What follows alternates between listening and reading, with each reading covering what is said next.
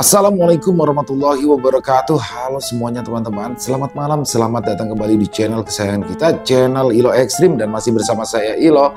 Dimanapun teman-teman berada, semoga teman-teman selalu dalam keadaan sehat walafiat tanpa kekurangan satu apapun. Amin amin ya robbal alamin. Dan pada kesempatan yang baik ini, saya akan membawakan satu kisah dari Bu Neneng Dewi NS. Kisah-kisah dari Bu Neneng selalu menarik untuk disimak ya teman-teman ya. Tapi sebelum kita masuk ke dalam kisahnya, buat teman-teman yang mungkin belum subscribe channel Ilo Ekstrim, yuk bisa diklik dulu tombol subscribe-nya. Jangan lupa lonceng notifikasinya juga dinyalakan agar teman-teman selalu mendapatkan notifikasi dari konten-konten yang akan kami upload selanjutnya. Dan untuk channel Ilo Ekstrim kami upload setiap hari teman-teman ya. Setiap malam jam 7 malam waktu Indonesia bagian Barat. Oke, gak pakai berlama-lama lagi. Pasti udah gak sabaran kan untuk masuk ke dalam kisahnya. Kita langsung saja masuk ke dalam kisahnya. Bunuh horor on! Misteri kematian anak tiri Pak Camat. Pernikahan kedua Bu Reren dengan Pak Edi sang camat berlangsung setelah hanya 1 tahun kematian Pak Arman, suami pertamanya. Desi anak Bu Reren yang memiliki wajah sangat cantik menjadi rebutan para pemuda di sana. Mereka bersaing secara nyata untuk mencoba mendekati Desi dengan harapan semoga suatu hari nanti bisa memilikinya. Mengetahui fenomena tersebut, Pak Edi mulai overprotektif pada sang anak tiri. Dia berkilah ingin menjaga Desi agar jangan sampai jatuh ke pelukan laki-laki yang tidak bertanggung jawab. Setiap kali Desi pulang kuliah, dia tak diperbolehkan kemana-mana, harus langsung pulang oleh Pak Edi. Bahkan Pak Edi sampai mau-maunya merepotkan diri untuk menjemput Desi ke kampus. Awalnya Bu Reren merasa senang karena Pak Edi terlihat menyayangi Desi seperti anak kandungnya sendiri. Bahkan saat Pak Edi tahu kalau Beni, tukang kebun keluarga Bu Reren, diam-diam menyukai Desi, Pak Edi langsung mengultimatum Beni agar jangan berani dekat-dekat dengan Desi, bila tidak dia akan dipecat. Beni yang takut akan ancaman Pak Edi akhirnya lebih memilih untuk menikah dengan Lina, teman masa kecilnya yang sudah lama menyukai Beni. Beni berharap pernikahannya dengan Lina bisa membuatnya melupakan Desi, meski itu bukan hal yang mudah untuk dilakukan. Lina sendiri bukannya tidak tahu kalau Beni sebenarnya selama ini menyukai anak majikannya, tapi Lina bertekad akan membuat sang suami bisa melupakan Desi. Sementara itu Heru, anak kandung Pak Edi dari mendiang istri pertamanya, awalnya sempat merasa terganggu dengan kehadiran Bu Reren dan Desi yang ikut pindah ke rumah sang ayah. Heru yang masih berkuliah semester 6 sempat minta tinggal terpisah dengan menjadi anak kos di dekat kampusnya. Tapi keinginan Heru ditentang oleh Pak Edi. "Kamu jangan gitu dong Her, nanti orang nyangkanya bapak pilih kasih. Bagaimanapun juga kamu itu kan anak kandung bapak," kata Pak Edi. Akhirnya Heru pun manut meski sempat merasa kurang nyaman. Namun seiring berjalannya waktu, Heru akhirnya bisa menerima kehadiran Bu Reren dan Desi, meski Heru tidak bisa terlalu dekat dengan ibu tiri dan adik tirinya tersebut. Ketika pulang kuliah, Heru lebih banyak mengurung diri di kamar dan hanya keluar kamar ketika dipanggil makan oleh Bu Reren. Heru tetap bersikap hormat pada Bu Reren. Bahkan sesekali ia suka membantu bila Bu Reren membutuhkan bantuannya untuk mengganti pipa yang bocor atau pekerjaan lain yang tak bisa dilakukan oleh Bu Reren. Heru yang pemalu belum pernah menjalin hubungan dengan lawan jenis. Lebih banyak tertunduk dan mengalihkan pandangan setiap kali ia berpapasan dengan Desi. Bahkan Heru saking groginya sempat menjatuhkan gelas yang dipegangnya hingga pecah ketika tanpa sengaja kedua matanya bertabrakan dengan sepasang mata indah milik Desi. Jantungnya berdetak lebih kencang dari biasanya. Bahkan Diam-diam Heru sesekali suka mencuri pandang ke arah Desi saat sang adik tiri sedang memasak di dapur atau saat menyiram tanaman di pekarangan. Desi sendiri bukannya tidak sadar, suka diam-diam diperhatikan dari jauh oleh Heru, tapi dia lebih memilih untuk pura-pura tidak tahu. Sementara itu akhir-akhir ini, Bu Reren mulai heran dengan perubahan sikap dari Pak Edi yang mulai menunjukkan gejala tak biasa. Pak Edi akhir-akhir ini sangat memperhatikan penampilannya. Dia jadi terlihat lebih klimis, lebih rapi, dan suka menyemprotkan parfum, sesuatu yang tak pernah dilakukan sebelumnya. Pak Edi juga tiba-tiba mendaftar ikut fitness kebugaran agar perutnya tak terlihat buncit layaknya pria seusianya. Bu Reren juga baru sadar jika Pak Edi sudah tak lagi memberikannya nafkah batin dengan alasan lelah. Bapak kenapa jadi cuek begitu ya?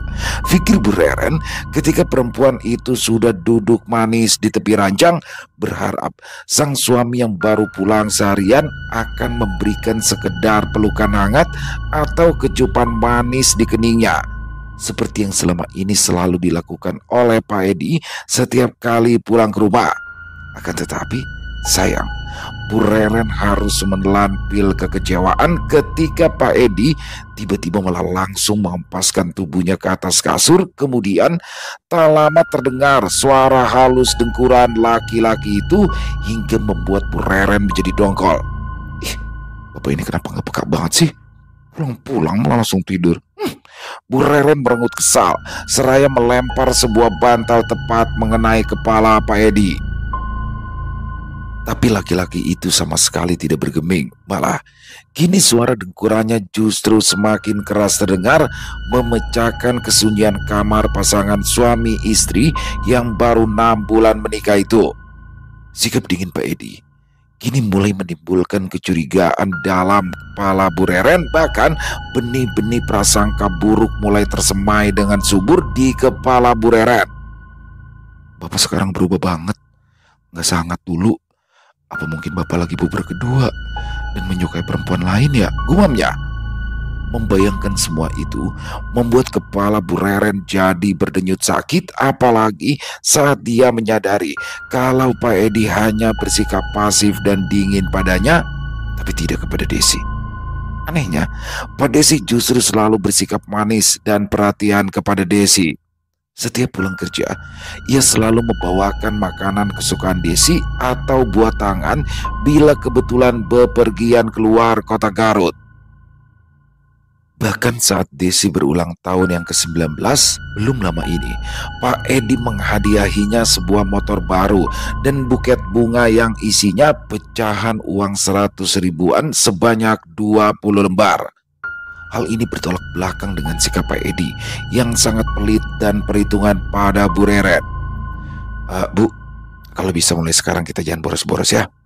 Ya belanja bahan makanannya jangan nyari yang mahal-mahal. Ekonomi lagi sulit Bu. Kita harus belajar hemat dari sekarang. Begitulah ucapan Pak Edi suatu kali ketika Bu Reren mengajukan protes kenapa jatah uang belanja bulanannya dipangkas 10% oleh Pak Edi. Tapi Pak, Bapak sendiri kan tahu harga bahan makanan sekarang udah pada naik, belum lagi pengeluaran lainnya. Protes Bu Reren yang meminta pengertian dari sang suami. Tapi keluhan Bu Reren sama sekali tidak digubris oleh Pak Edi. Dia tetap bersikuku dengan keputusannya sehingga mau tak mau Bu Reren pun jadi harus manut. Lalu tanpa disadari oleh perempuan itu, rasa cemburu bercampur prasangka buruk itu pun kembali menyeruak dari relung terdalam hatinya. Jangan-jangan dugaanku benar ya. Kalau bapak tertarik sama Desi, ini gak boleh dibiarin, tekadnya.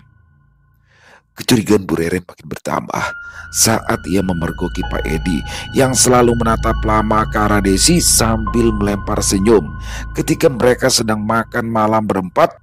Bahkan ketika Pak Edi mengajari Desi mengendarai sepeda motor, sikapnya seperti laki-laki yang sedang jatuh cinta kepada perempuan yang disukainya, bukan seperti seorang ayah kepada anak tirinya. Takut sang anak akan salah jalan dan tergoda oleh pesona Pak Edi, Bu Reren mewanti-wanti agar Desi mulai menjaga jarak dengan sang ayah tiri. Dia khawatir kalau sang suami keduanya itu benar-benar menyukai Desi.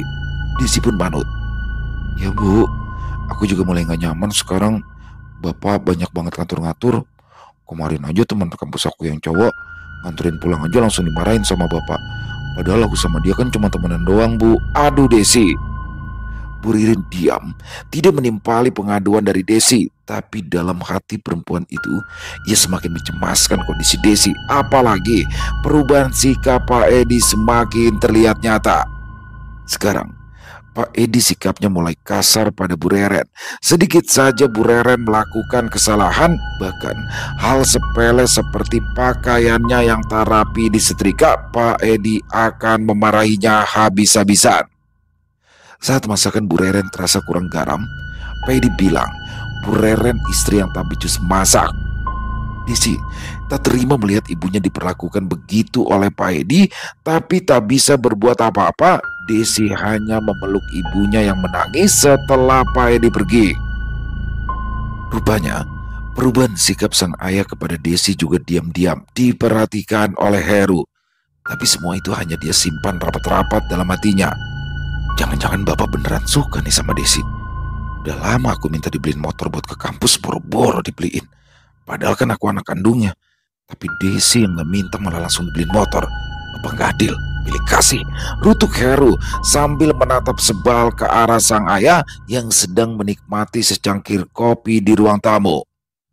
Suatu hari, Desi pulang kemalaman karena ada acara kesenian di kampus. Saat menunggu ojol langganannya datang, tiba-tiba seseorang yang memakai topeng menyekapnya, lalu membawa Desi ke semak-semak. Di sana, gadis itu ingin dilecehkan. Saat Desi melawan, orang itu mengambil batu lalu menghantam kepala Desi. Pak Edi yang tak lama kemudian melintasi tempat itu segera membawa Desi ke rumah sakit. Untunglah luka di kepala gadis itu tidak terlalu parah, namun trauma yang ditimbulkan akibat peristiwa semalam sangat membekas dalam dirinya. Saya tahu kalau Pak Edi lah yang sudah mengantarkan Desi ke rumah sakit, semakin menguatlah kecurigaan Bu Reren. Dia yakin Pak Edi lah pelaku percobaan pelecehan kepada sang anak. Meskipun Pak Edi bersumpah bukan dia pelakunya, tapi Bu Reren tidak percaya. Aku aja Pak, Bapak lagi puber kedua kan? Dan diam-diam Bapak suka sama Desi kan? Bapak itu suka beliin Desi makanan enak, motor baru, buket bunga. Itu apa Pak? Kenapa Bapak tega sih sama Ibu? Ibu kurang apa Pak? Bu Reren berteriak di antara isak tangisnya. Pak Edi mencoba menenangkan sang istri yang kini sudah tersulut api cemburu dan kemarahan yang membakar dirinya. Bu, tenang dulu dong Bu, jangan emosi. Bapak itu gak seperti yang Ibu bayangin. Bapak cuma sayang sama Desi seperti pada anak sendiri, sama seperti rasa sayang Bapak sama Heru. Kelebih, Pak Edi mencoba membela diri. Bohong, Bapak bohong. Pokoknya Ibu udah gak percaya lagi sama Bapak. Minggir, tandas Bu Reren yang langsung menepis kasar tangan kanan Pak Edi yang dak memegang baunya. Dia tetap melaporkan sang suami ke pihak berwajib. Pak Edi pun ditangkap sambil menunggu hasil penyelidikan lebih lanjut dari pihak kepolisian. Kamu yang tenang ya, sekarang kamu sudah aman. Bapak tiri kamu yang berotak mesum itu udah ditangkap sama polisi, kata Bu Reren seraya memeluk erat Desi yang masih dalam perawatan di rumah sakit. Makasih ya Bu, udah selalu jagain Desi, saut Desi dengan air mata berlinang. Seminggu berlalu, kondisi kesehatan Desi pun semakin membaik. Meski gadis itu masih merasa sedikit trauma, Bu Reren sempat kecewa ketika mendapat kabar kalau pihak berwajib sudah membebaskan Pak Edi. Berdasarkan hasil penyelidikan pihak kepolisian dan hasil keterangan para saksi, laki-laki itu tidak terbukti bersalah menjadi pelaku percobaan pelecehan pada Desi. Pak Edi di malam kejadian itu sedang mengikuti rapat di kecamatan hingga larut malam. Bahkan para peserta rapat diantaranya para kepala desa di kecamatan Wanaraja bersaksi kalau Pak Edi memang memimpin rapat di malam kejadian. Berita ini tentu saja membuahkan kekecewaan pada Bu Reren. Meski demikian, Bu Reren tetap tidak mau lagi menerima kehadiran Pak Edi dalam hidupnya. Setelah tahu Pak Edi sudah dibebaskan, Bu Reren langsung meminta cerai, lalu mengajak Desi untuk kembali tinggal di rumah lama mereka. Pak Edi marah karena Bu Reren sama sekali tidak mempercayainya. Bu, Bapak itu beneran sayang sama Desi, seperti pada Heru. Percaya sama Bapak, Bu. Bapak mohon, katanya menghibah. Namun Bu Reren tetap tidak mau mendengarkan penjelasan dari Pak Edi, bahkan langsung membanting pintu rumahnya dengan keras, brak, sehingga menimbulkan bunyi nyaring dan mengagetkan Pak Edi. Dasar perempuan egois, kamu keterlaluan, Reren. Berani menginjak-injak harga diriku sebagai camat. Awas kamu, teriak Pak Edi dari balik pintu dengan amarah yang sudah naik ke ubun-ubun. Pak Edi merasa jika sikap Bu Reren sudah melewati batas, laki-laki itu pun membalikkan badan dengan membawa sejumput amarah dan dendam yang melekat dalam dirinya. Suatu hari, Desi mengendarai sepeda motor kesayangannya menuju kampus. Sesekali, Desi melayangkan pandangannya ke samping kiri dan kanan, di mana pemandangan indah berupa sawah yang terhampar luas dan kebun-kebun yang hijau begitu menyegarkan mata. Desi tersenyum sendirian. Dia merasa beruntung masih bisa menikmati indahnya suasana pedesaan. Ketika melintasi sebuah hutan yang menjadi perbatasan desa, Desi melihat ada seseorang yang sedang tertelungkup di pinggir jalan. Desi menyipitkan mata, mencoba mengenali tubuh perempuan yang kini dalam kondisi pingsan tersebut. Siapa itu? Jangan-jangan dia korban kejahatan begal, Desi berkata dalam hati. Terdorong oleh rasa penasaran, Desi pun menghentikan motornya. Tak jauh dari depan pintu masuk hutan, Desi sempat celingukan ke kiri dan ke kanan, berharap ada orang lain yang berada di sana selain dirinya. Tapi suasana di sana sangat sepi. Desi perlahan melangkah menghampiri perempuan itu. Makin dekat Desi melangkah, mulai terlihat jelas wajahnya meski dari kejauhan. Desi pun kaget. Kok wajahnya mirip sama Telina ya? Pikirnya. Dugaan Desi tak meleset ketika langkah kakinya semakin dekat menghampiri tubuh yang dalam kondisi pingsan tersebut. Ini beneran Telina, istrinya Kang Beni, katanya dengan suara lirih. Lalu Desi kembali mengedarkan pandangan ke sekeliling, mencoba mencari-cari keberadaan orang lain yang mungkin juga berada di sana. Kaki kanan Desi sempat tersandung batu karena tak melihat saat berjalan. Untung tak sampai membuatnya jatuh apalagi terluka. Telina, bangun teh. Desi memberanikan diri memanggil nama Lina. Tak ada sautan. Suasana sepi, hanya jejeran pohon-pohon besar yang rindang berdaun lebat tampak berdiri tegak di sekelilingnya. Desi spontan merapatkan jaket saat tembusan angin dingin tiba-tiba terasa menusuk tubuhnya. Kayaknya dia nggak beres deh. Aku takut sesuatu terjadi sama Telina. Aku harus segera cari bantuan, ucapnya lirih penuh kecemasan. Perasaannya mendadak jadi tak enak, bergegas. Desi memacu langkah tergesa, hendak meninggalkan lokasi hutan tersebut. Tapi tiba-tiba sebuah suara berat mengagetkannya hingga langkah Desi langsung tertahan. Mau kemana kamu? Desi mengenali suara itu. Desi pun memutar tubuhnya menghadap ke arah si pemilik suara. Desi terkesiap saat melihat siapa orang yang kini berdiri di depannya. Kamu? Ucapannya tertahan, mata Desi membulat ke arah orang itu. Tapi belum sempat Desi menyelesaikan ucapannya, sebuah pukulan keras dari benda tumpul yang dipegang orang itu tepat mengenai kepalanya. Darah langsung mengucur dari kepala Desi. Tubuh Desi pun roboh. Dia pingsan detik itu juga dengan kepala bersimbah darah. Sementara Orang yang tadi memukulnya tampak tersenyum dingin. Dia sempat memeriksa kondisi Desi. Setelah memastikan jika Desi benar-benar pingsan, orang itu berjalan menuju sebuah pohon yang tak jauh dari tempat Desi pingsan. Lalu ia duduk di bawah pohon tersebut dengan tenang. Orang itu mengeluarkan sebatang rokok dari jaketnya lalu membakarnya. Beberapa jam kemudian, di tempat lain yang jauh dari pemukiman penduduk, tampak Desi nampak dalam kondisi memprihatinkan. Tubuhnya kurus, kumal, dan rambut acak-acakan. Kedua tangan dan kakinya terikat tali, dan mulut dilakban di sebuah ruangan pengap dan gelap tanpa jendela dan ventilasi udara. Mata Desi terlihat bengkak sebab dipenuhi air mata yang mulai mengering. Satu-satunya sumber cahaya yang masuk hanyalah sorot lampu senter yang dipegang oleh seseorang yang baru datang menghampirinya. Wajahnya tak jelas karena terhalang kegelapan. "Kamu tidak akan aku lepaskan, karena aku masih belum puas menikmati tubuh indahmu ini," ucap suara bariton tersebut.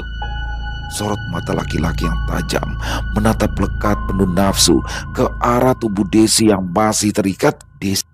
Desi nampak ketakutan. Ia ingin berteriak meminta tolong, tapi apa daya, mulutnya masih ditutup lakban. Lalu pria itu perlahan mendekat ke arah Desi. Tangan kanannya mengusap pipi Desi. Desi memberontak. Dia tak sudi lagi disentuh pria itu. Bukannya berhenti, pria itu malah tampak makin beringas. Tanpa melepaskan ikatan di kaki dan tangan Desi, pria biadab itu dengan beringas dan tanpa rasa kasihan kembali mengulangi perbuatan biadabnya. Semua teriakan-teriakan tertahan yang keluar dari mulut Desi yang tertutup lakban tak dihiraukannya. Sampai akhirnya, pada satu kesempatan, Desi berhasil menjatuhkan tubuhnya dari atas kursi, lalu susah payah merangkak dalam kondisi tangan dan kaki terikat menuju pintu. "Ya Allah, tolong aku ya Allah," rintinya dalam hati. Desi tak bisa berteriak sebab mulutnya masih dilakban. Susah payah, tubuh Desi akhirnya berhasil mencapai pintu. Namun naas, tiba-tiba pintu itu terbuka, disusul sebuah pukulan yang kini menghantam kepala dan tubuhnya. Desi ambruk dengan kondisi kepala berlumuran darah. "Mampus, berani-beraninya mau kabur," bentak orang itu. Setelah memastikan Desi sudah benar-benar tewas, orang itu membungkus jasad gadis itu dengan gorden kumal yang ia cabut paksa dari rumah tua tersebut. Kemudian, dengan entengnya, orang itu membopong tubuh Desi yang sudah tak bernyawa keluar dari rumah. Tak lama kemudian, dia melemparkan jasad Desi ke sebuah lubang yang sudah ia persiapkan sebelumnya. Kini, jasad Desi sudah menyatu dengan tanah. Perlahan orang itu mengambil pacul lalu mengubur jasad Desi begitu saja seperti mengubur bangkai hewan. Lelehan keringat mengucur deras dari tubuhnya. Seperti tidak terjadi apa-apa, dia pun dengan santai membakar sebatang rokok lalu meninggalkan tempat itu. Sementara itu Bu Reren kebingungan sebab sang anak tak kunjung pulang padahal hari sudah beranjak malam. "Desi kemana ya? Padahal tadi katanya bakal pulang sebelum jam 2 siang, ucap Bu Reren yang masih terus bolak-balik memandang ke arah jalan raya berharap kemunculan Desi. Namun hingga jam di dinding rumahnya menunjukkan pukul 9 malam, Desi tak kunjung pulang. Bu Reren semakin cemas. Akhirnya dia memutuskan untuk keluar rumah dan menyusul Desi ke kampus. Tapi baru saja dia hendak berangkat, tiba-tiba saja terdengar suara ketukan di pintu. Tok tok tok, tok tok tok. Suara ketukan di pintu itu terdengar cukup nyaring. Senyum Bu Reren berkembang, menyangka jika itu pasti Desi. Dia pun bergegas mempercepat langkah. "Desi, alhamdulillah, akhirnya kamu pulang juga," katanya dengan senyum yang tak lepas dari bibirnya. Tapi senyum Bu Reren langsung sirna ketika dia tidak melihat siapapun di depan pintu. Bu Reren celingukan ke kiri dan ke kanan. Kemudian pandangan matanya memindai sekeliling, tapi tak ada siapa-siapa. Hanya ada kegelapan. Aneh, bulu kuduk perempuan itu mendadak meremang ketika merasakan ada semilir angin yang menyergap tubuhnya.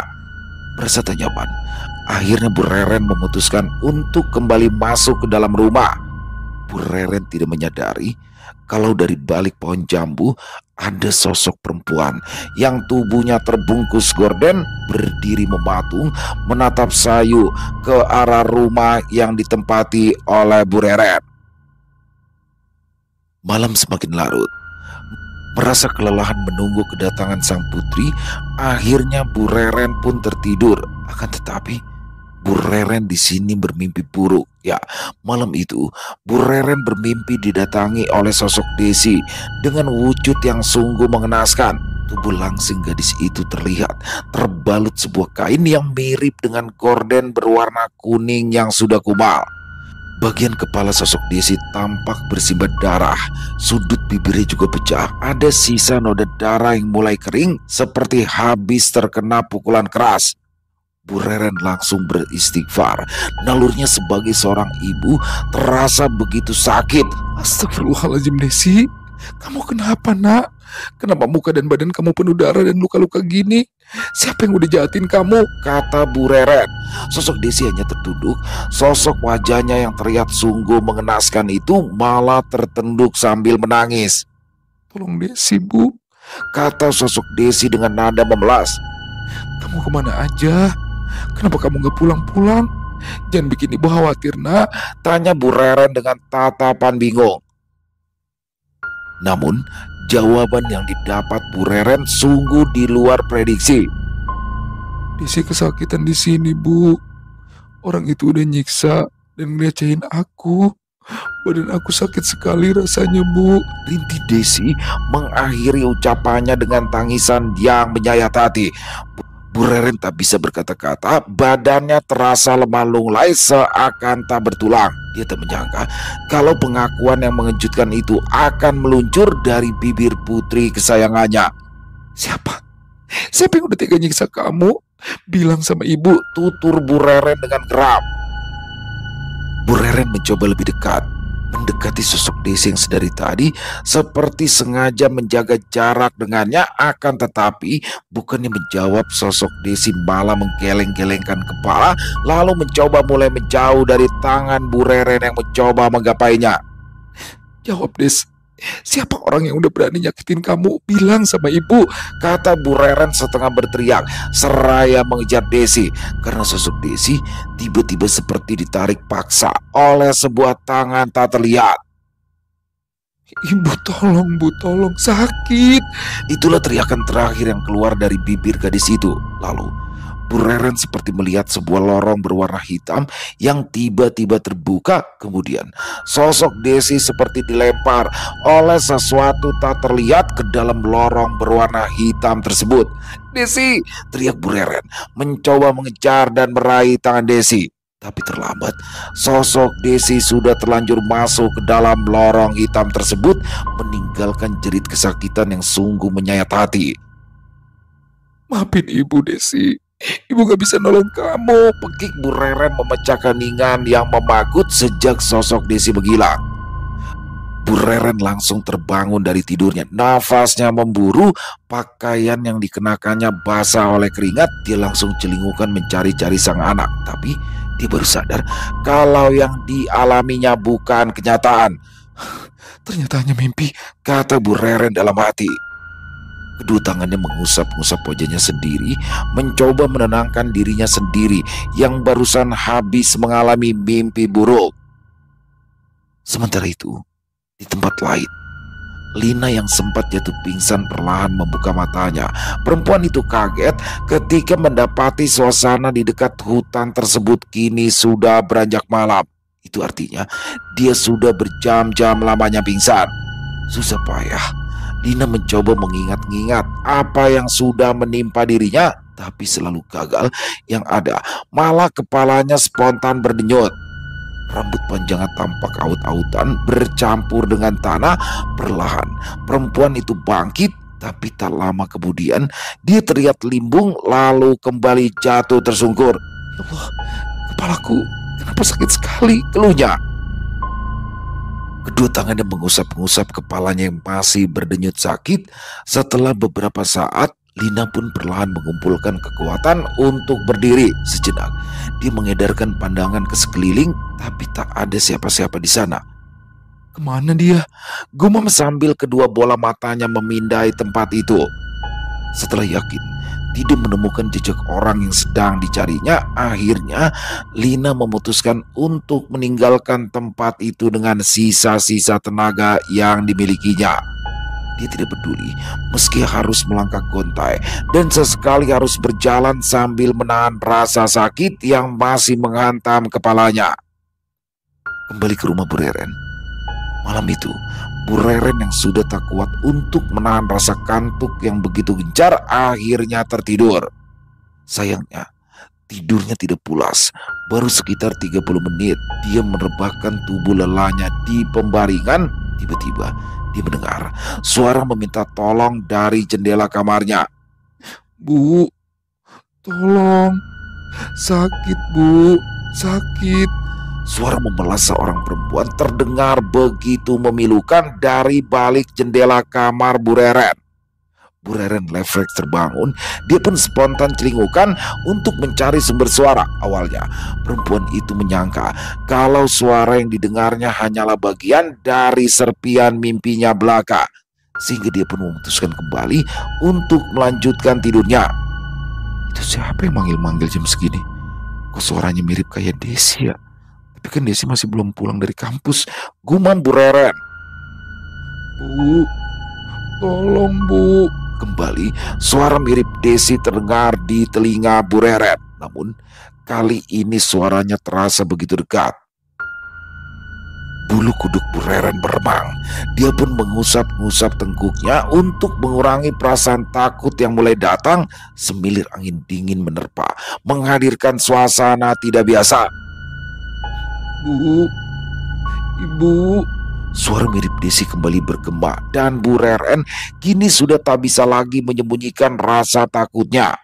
Tepat di depan pintu kamar berdiri sesosok perempuan yang wajahnya mirip sekali dengan Desi. Namun kondisi sosok itu sungguh mengenaskan. Sekujur tubuhnya dibungkus oleh kain yang mirip dengan gorden. Ada luka memar seperti bekas pukulan di bagian wajah. Bekas darah yang sudah kering tampak melekat di bagian kepalanya. Bu, ini Desi, Bu. Tiba-tiba suara sosok yang mirip dengan Desi itu mengagetkan Bu Reren. Tentu saja hal ini membuat Bu Reren semakin ketakutan. Perempuan itu langsung mengucap istighfar ketika sosok mirip sang anak tiba-tiba berpindah tempat. Kini sosoknya melayang menuju ranjang di mana Bu Reren sedang berbaring saat itu. Refleks Bu Reren beringsut mundur ke tengah ranjang. Kamu bukan Desi.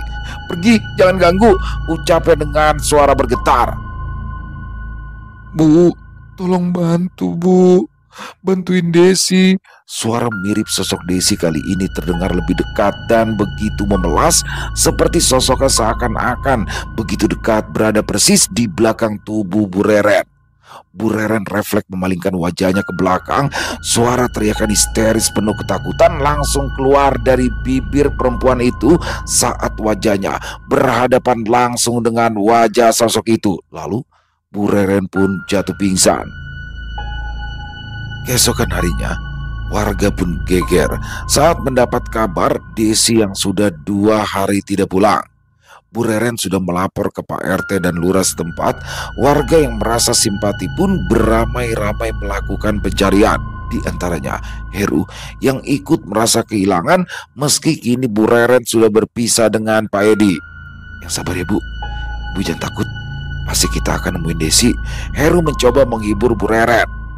Bu Reren mengangguk pelan sambil menyeka sisa air mata dengan punggung tangannya. Tak hanya Heru, Beni yang sudah tak lagi menjadi tukang kebun untuk keluarga Bu Reren pun ikut merasa simpati dan membantu pencarian. Bahkan Beni juga turut menghibur hati sang mantan majikan itu. Tak ada rasa sakit hati terpancar dari wajah pemuda itu, meski dulu dia pernah diancam oleh Pak Edi agar jangan coba-coba mendekati Desi. Pak Edi tidak tahu kalau Beni sudah sempat menyatakan isi hatinya kepada Desi, namun Desi menolak. Kini Beni Sudah menjalani hidup barunya bersama Lina sang istri, baginya Desi hanyalah bagian pahit dari masa lalunya. Setelah pencarian sudah dilakukan di seluruh wilayah desa, akhirnya warga berinisiatif untuk mencari ke perbatasan desa dengan desa tetangga. Tak jauh dari sana, ada sebuah rumah kosong yang sudah lama tidak berpenghuni. Konon, rumah itu dulunya adalah rumah seorang janda tua yang tinggal sebatang kara 110 tahun yang lalu. Setelah sang janda meninggal dunia akibat sakit demam berdarah, sejak saat itulah rumah itu jadi terbengkalai. Ketika salah seorang warga menyusuri kebun belakang rumah kosong tersebut, dia merasa curiga dengan sebuah gundukan tanah yang sepertinya belum lama digali. Ya, sebuah gundukan tanah yang berada di antara rimbunnya pohon mangga dan pohon jambu batu itu terlihat cukup mencurigakan. Apalagi sebelumnya warga lain sempat berteriak ketika menemukan ada bekas ceceran darah yang sudah mengering di sana, lalu berakhir di gundukan tanah tersebut. Ayo kita gali, perintah Pak Lurah yang ikut melakukan pencarian. Pacul, mana Pacul? Teriak Pak RT menimpali ucapan Pak Lurah yang ditujukan pada 10 orang warga termasuk Bu Reren, Beni, dan Heru. Tanpa menunggu perintah untuk kedua kalinya, ketiga orang warga yang kebetulan membawa Pacul dan parang langsung melakukan penggalian. Jantung Bu Reren semakin tak karuan. Dalam hatinya, dia berharap semoga Desi bisa pulang dalam kondisi hidup, berharap kalau gundukan tanah itu bukan berisi jasad sang anak.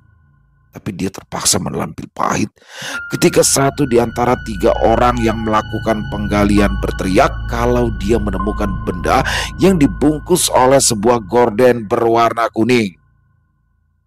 Ada mayat! Mayat!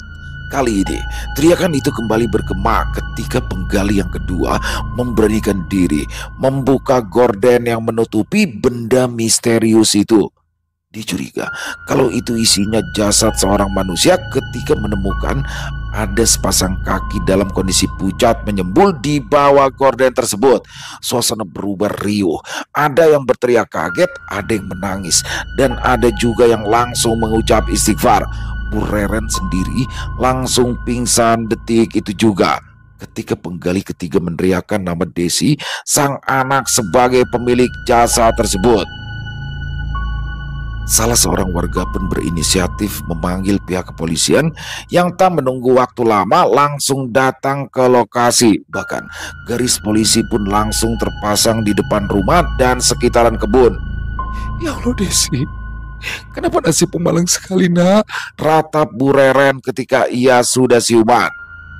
Pihak kepolisian pun mulai melakukan penyelidikan dan meminta keterangan dari berbagai pihak termasuk Bu Reren. Namun saat pihak penyelidik menanyakan kira-kira siapa orang yang dicurigai oleh Bu Reren sebagai pelaku pembunuhan atas Desi, kembali di sini Bu Reren tanpa ragu menuduh Pak Edi sebagai pelakunya. Kecurigaan Bu Reren juga diperkuat oleh pengakuan warga yang katanya tidak melihat keberadaan Pak Edi sejak Desi dinyatakan hilang. Bahkan Heru sang anak pun mengaku tidak tahu menahu tentang keberadaan sang ayah. Warga di sini berspekulasi kalau Pak Edi sengaja melarikan diri karena takut dijebloskan ke dalam penjara. Warga yang tersulut emosi akhirnya beramai-ramai menuju rumah Pak Edi. Kondisi rumahnya terlihat kosong karena Heru memutuskan untuk tinggal di kos-kosan dekat kampusnya setelah Pak Edi bercerai dengan Bu Reren. Hancurkan rumahnya, bakar! Terdengar teriakan bersaut-sautan dari warga yang sudah tak lagi bisa mengendalikan emosi. Mereka tidak menyangka kalau camat yang selama ini mereka hormati ternyata tak lebih dari laki-laki berhati iblis. Apalagi setelah hasil otopsi menyatakan kalau Desi sempat mengalami kekerasan seksual beberapa kali sebelum nyawanya dihabisi. Tak ada yang bisa membendung amarah warga. Satu persatu warga mulai bertindak anarkis. Ada yang mengambil batu untuk melempar jendela.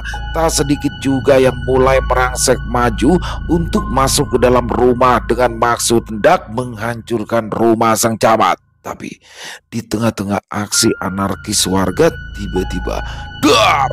Sebuah tembakan peringatan dari pihak berwajib menghentikan mereka. Berhenti! Dua orang polisi pun melangkah maju ke tengah-tengah kerumunan sambil mengapit seorang pemuda yang saat itu kondisinya sudah terborgol. Semua mata kini tertuju pada pemuda itu termasuk Bu Reren. "Heru," kata Bu Reren dengan suara bergetar. Terungkap kalau pelaku pembunuhan dan pelecehan kepada Desi adalah Heru, bukanlah Pak Edi. Hal itu berhasil diungkap pihak berwajib setelah mengadakan penyelidikan dan menemukan ada banyak sidik jari Heru di dalam rumah kosong di dekat hutan yang diduga menjadi tempat pemuda itu melakukan aksi bejatnya. Hal ini juga diperkuat oleh kesaksian Lina. Rupanya Lina sempat memergoki Heru yang sengaja membius lalu menyekap Pak Edi. Saat itu Lina hendak ke pasar dan tanpa sengaja melihat Pak Edi yang dalam kondisi terikat hendak dibuang ke dalam hutan. Ternyata hal itu dilakukan Heru karena kesal Pak Edi menolak ketika diminta oleh Heru untuk melamar Desi. Heru mengaku sejak pertama kali melihat Desi, dia sudah jatuh cinta pada pandangan pertama, tapi dia tak berani untuk menunjukkan perasaannya. Heru yang pendiam hanya bisa memendam rasa cintanya. Pak Edi sendiri yang benar-benar menyayangi Desi seperti anak sendiri mengancam akan mengusir Heru kalau sampai meneruskan niatnya untuk memiliki Desi. Karena di mata Pak Edi, gadis sebaik Desi tidak cocok dengan Heru. Heru pun murka. Saat tahu aksinya dipergoki oleh Lina, Heru pun memukul kepala dan tubuh perempuan itu tadinya mau dia habisi sekalian agar jangan sampai ada saksi mata. Tapi tiba-tiba saja Desi tak sengaja melewati tempat itu. Heru pun bersembunyi dan membiarkan Lina yang masih tergeletak pingsan. Di sini rencana Heru berubah arah. Melihat Desi membuat naluri kelelakiannya bergejolak, dia pun memutuskan untuk menyekap gadis itu lalu menyetubuhinya di rumah kosong. Tak terima ketika Desi melakukan perlawanan, Heru pun terpaksa menghabisi nyawa gadis yang dicintainya itu. Setelah menghabisi dan menguburkan jasad Desi dengan memakai gorden, Heru pun kembali ke pinggiran hutan untuk mencari keberadaan Lina. Tapi rupanya perempuan itu berhasil siuman lalu kabur sehingga membuat Heru geram. Keesokan harinya, Pak Edi ditemukan oleh seorang pencari kayu bakar di dalam hutan dalam kondisi pingsan dengan tubuh terikat lalu dibawa ke desa sebelah. Setelah kondisinya berangsur sehat, barulah Pak Edi kembali ke desanya untuk memberikan kesaksian kepada pihak berwajib. Yang lebih mengejutkan, akhirnya Heru juga mengaku kalau dulu dialah yang sempat mencegat Desi saat pulang kemalaman. Tapi saat itu dia sengaja memakai topeng agar wajahnya tak dikenali oleh Desi. Namun Heru tidak menyangka justru Pak Edilah yang dituduh oleh Bu Reren sebagai pelakunya. Kini Heru harus mempertanggungjawabkan semua perbuatannya di depan hukum, menghabiskan sisa-sisa masa remajanya di balik dinginnya jeruji besi. Hati Bu Reren seketika mencelos ketika mengetahui kebenaran itu. Ketika hari itu dia dipertemukan dengan Pak Edi yang masih dalam kondisi lemah akibat penyekapan yang dilakukan oleh anaknya sendiri, Bu Reren hanya bisa menangis dengan kepala tertunduk mengucapkan kata maaf. Untayan kata-kata maaf atas semua tuduhan jahat yang berkali-kali ia tujukan kepada mantan suami keduanya itu. Selesai. Wow, luar biasa kisah dari Bu Neneng Dewi NS. Wah, complicated banget nih dari awal ceritanya. Jadi ada banyak tertuduh ya. Ya Pak Camat sendiri ya, yang bagaimana Pak Camat perilakunya berbeda dan terlihat menyukai ya anak tirinya yaitu Desi, dan juga Heru yang dari awal tuh udah jatuh hati pada pandangan pertama. Bahkan ada juga Beni nih, tukang kebunnya, yang juga ternyata diam-diam sudah menyatakan cintanya pada Desi. Waduh, Jadi ini kebayang-bayang nih kayak apa nih cantiknya Desi ya. Dan di sini pada akhirnya Bu Reren mendapati akhir yang tragis dari sang putri yang sangat disayanginya, dan ternyata pelakunya adalah Heru, anak tiri dari Pak Edi atau Pak Camat yang ternyata nekat berbuat itu yang sebenarnya dia awalnya nggak pengen berbuat itu ya. Jadi itu apa ya, nggak direncanain. Tapi begitu dia melihat Desi yang jalan sendirian melintasi hutan yang sepi, di situ barulah terbersit keinginan yang biadab itu, sungguh-sungguh biadab di sini ya. Dan alhamdulillah akhirnya pihak kepolisian bergerak dengan cepat dan akhirnya bisa menangkap Heru, yang mana Heru akhirnya harus mempertanggungjawabkan di mata hukum. Luar biasa, terima kasih Bu Neneng atas kiriman kisahnya, dan semoga kisah barusan bisa menghibur teman-teman semua ya, para pecinta penikmat horor misteri, lebih khususnya lagi kepada para subscriber dari channel Ilo Extreme. Buat yang suka dengan videonya, bisa diklik tombol like-nya, tombol jempolnya, boleh juga dong dibantu ya, di-share link videonya ini ke teman-teman yang lain agar juga ikut merasa terhibur. Buat teman-teman yang mungkin juga punya pendapat lain, mungkin punya komentar lain tentang kisah barusan, ataupun hanya sekedar saling menyapa, silakan bisa ditulis di dalam kolom komentar. Insya Allah kami akan membalasnya satu persatu. Dan di akhir kata, saya Ilo mengucapkan permohonan maaf apabila mungkin dalam pembawaan kisahnya barusan ada kata-kata saya yang salah ataupun ada kata-kata saya mungkin yang kurang berkenan. Saya mohon dibukakan pintu maaf yang seluas-luasnya. Sampai berjumpa lagi di konten-konten kami selanjutnya yang pasti tidak kalah ngerinya, yang pasti tidak kalah seramnya. Masih bersama saya Ilo di channel Ilo Extreme. Salam sehat, sukses selalu untuk kita semua. Wassalamualaikum warahmatullahi wabarakatuh.